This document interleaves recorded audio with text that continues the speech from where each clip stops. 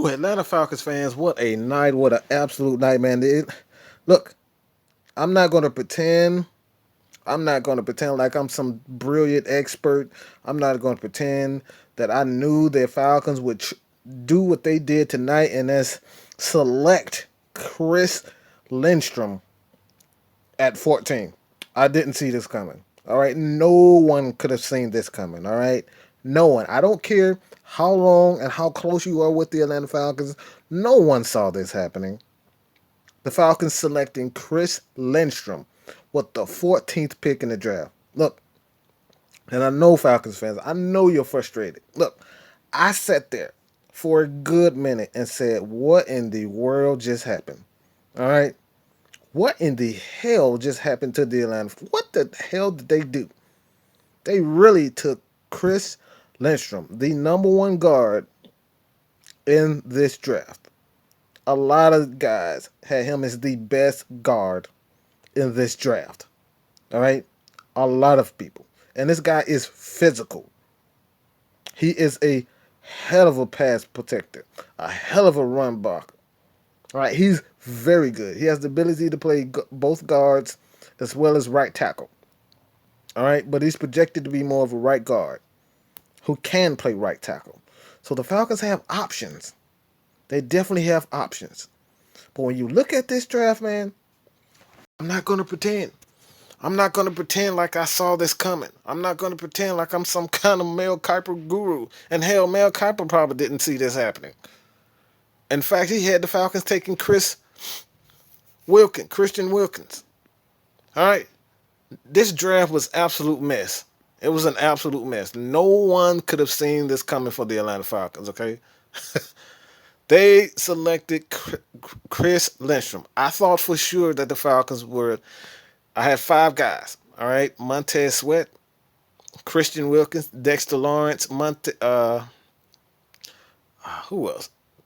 Ford, and Rocky Sin. I thought the Falcons would definitely select one of those guys. All right, but these dudes threw us for a loop. All right, they threw us for a hell of a loop. I'm not going to pretend. I'm not going to pretend like I saw this coming because no one could have saw this coming, bro. But what I will say with the Atlanta Falcons team, man, all right, what I will say with this team, this offensive line is loaded. And not only did they select Chris Lindstrom, look, they signed another physical, all right? They drafted another physical offensive lineman, and that's Kaleb McGary. This guy's a beast. This guy's like 6'8", 340 pounds at right tackle. Bro, if you want to be physical, if you want to win in the NFL, you have to do 2 things well. You have to have the ability to run the ball and the ability to just smash people in the face, smash people in the mouth, all right? Especially when you're going against a defensive end like Cameron Jordan for the New Orleans Saints. These guys are physical. These guys are beasts. You need big physical offensive linemen in this NFL. Right? And the Falcons, let's just be frank, man. Giving up 42 sacks and I don't God knows how many pressures. Over 100 pressures. Yeah, you need to get back physical. Control the clock. This is how you're going to help guys like Vic Beasley, Tack McKinley, Grady Jarrett to get after the quarterback. They can't be playing 50, 60 snaps a game. You can't have that. You need to control the clock. You have to run the ball. You have to have the ability to win short yardage. This is what the Falcons have lacked for years. They've been poor when it comes down to goal line situations and running the ball in short situations. 3rd and 1, look, the Falcons have been absolute garbage. Let's just be frank. They've been trash when it comes to short yardage situations. All right? The Falcons have to get back to power football, smash mouth football. Right on the defensive side of the ball, there are two signings that a lot of Falcons fans didn't see, and we're not taking into account. And that's Rashid Hageman and Tyler Davidson. Two guys who have the ability to stuff the run. All right, and we have guys up front. Obviously, Dan Quinn loves these guys. Tack, Vic, Grady. These guys have the ability to get after the quarterback. And when you have guys like Rashid Hageman, Tyler Davidson, who can play around on pretty much any position on defensive line, look, man, the Falcons have a ton, and I mean a ton of ways that they can utilize and put these guys in situations where they will succeed and do what they do best, and that's get after the quarterback. And this draft is not over. This is not over. All right? There's still guys like Ja'Kai Polite who probably will fall somewhere in the fourth round.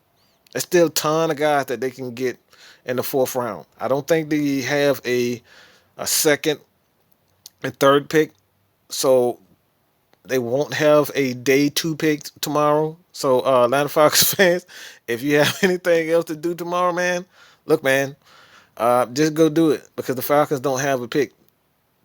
They don't have a second and a third. They have 2 fourths, 2 fifths, 2 sixths, and a seventh. So the Falcons can still bring in players that can contribute. But another thing that this happens, that Atlanta Falcons fans that we may have to pay close attention to, is Vic Beasley.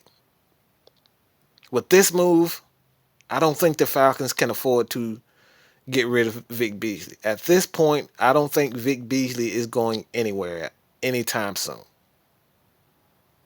In fact, this may signify that the Falcons will most likely keep Vic Beasley from this season and maybe next season. Unless you have a guy in the draft in the in the fourth rounds that you can kind of turn into something, someone, a project player that the Falcons can bring in and replace Vic Beasley. Maybe a guy like a Grady Jarrett. He's a diamond in the rough on this guy that you just a draft steal. Maybe, like I said, maybe a Ja'Kai Polite. And maybe it's the guy, what's his name? I forget the guy's name, but Jamal Adams, I think is his name. The Falcons worked him out in the later rounds. Look, man, there's a lot of things that the Falcons need. There's a lot of things that the Falcons can address. And at this point, I don't think the Falcons need a defensive end. All right? They're in good hands. They're still in good hands. Tack, Vic, Grady, these guys are still pretty good defensive linemen. And at this point, the Falcons did a great job of upgrading the offensive line, one of the weakest areas of the defense of the team. They upgraded the defensive line. They upgraded the offensive line. They got younger.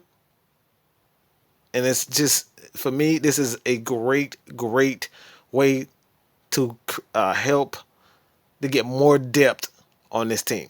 So Atlanta Falcons fans, man, just sit back and just relax, man. We still can go out and get players that can contribute to be role players. And like you said, the Falcons found Foye Oluokun with a 5th round pick. And he was a pretty good player. All right. We found Grady Jarrett. This guy's about to get somewhere in the neighborhood of $90, $80 to $100 million contract. And we drafted him in the 5th round. So yes, Dan Quinn could still quite possibly get a defensive end who could come in and contribute and do what he do best. And that's just make plays, baby. So Atlanta Falcons fans, look, I got every pick wrong. And as a content creator, look, This is exactly why I created this channel. Is that I want to show you guys that look, man, even the best, even the guys that study football, we don't know what these guys are doing. We don't know what these guys would do. We can take educated guess, but look, everyone, every Atlanta Falcons fan, no one would have said that the Falcons would draft Chris Lindstrom and Kaleb McGary. No one. No one would have said this. All right, but I did.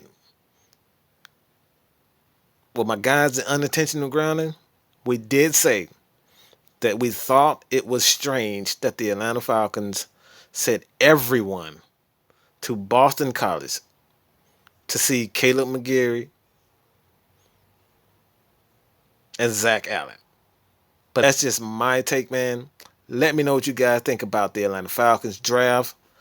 Kaleb McGary with the 31st pick in the draft, 14th pick in the draft, Chris Lindstrom. Are you happy about it? What are your feelings about this? Leave your comments below. Your boy, Mad Mike, is out, man. Peace.